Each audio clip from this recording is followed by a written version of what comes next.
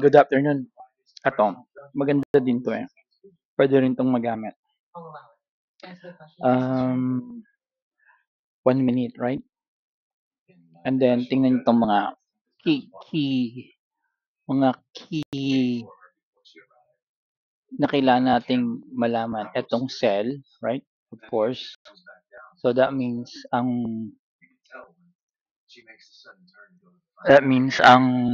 trade nito pababa, di ba?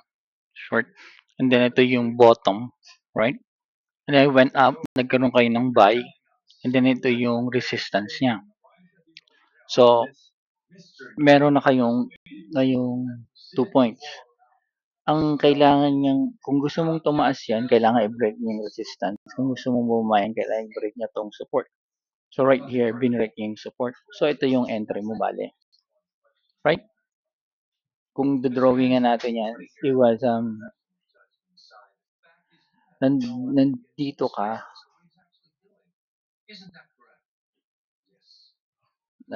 nandiyan ka, and then, umangat doon, umangat dyan, then binrek yun. Right? Ito binrek niya yan. So, anong nangyari pag binrek yan? Pag binrek niyan, from dito, right? Pwede kang magkaroon ng sukat-sukat dito. Either dyan or dito. Basta ito yung pinakadulo. Yan. Yan. Right? See? Eksakto. 0.5 po. Diyan ang entry mo ng short. Yan. Bearish.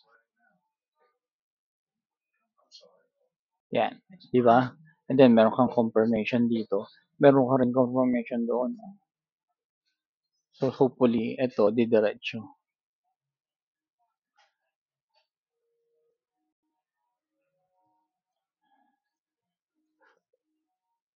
Diretso pababa. Kasi ito yung yan. Ayan yung averaging niya sa 1 minute. Di ba? Entry yan ng 1 minute. Pero saan ang galing yan? Puro kanya. Let's say, tingnan mo yung 4 hours. See? Kung ito yung 4 hours natin.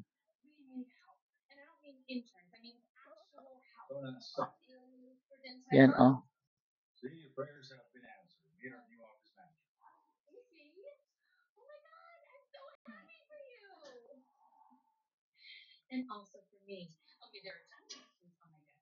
Ano, ang average ng 4 hours, right?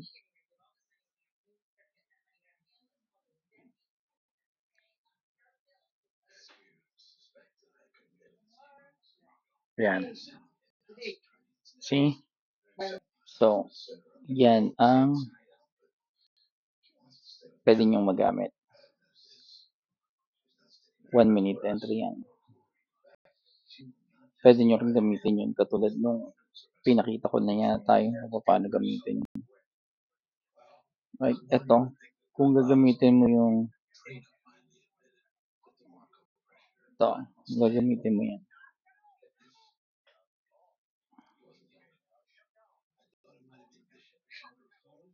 Like here.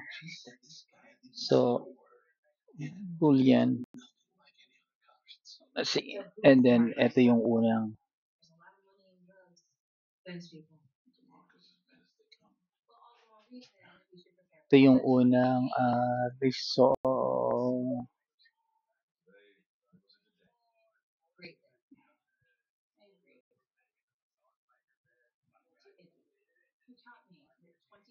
reaction support. Yan. Right? And then, ito yung resistance mo.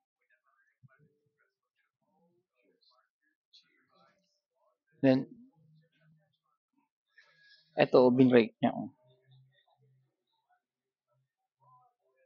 Taas.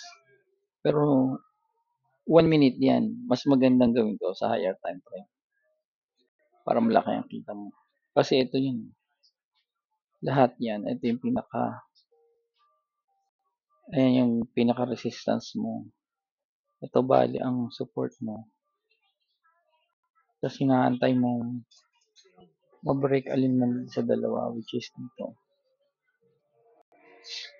Yun ang na-break. Yan, na-break. Right? Yun lang muna. Sana iba.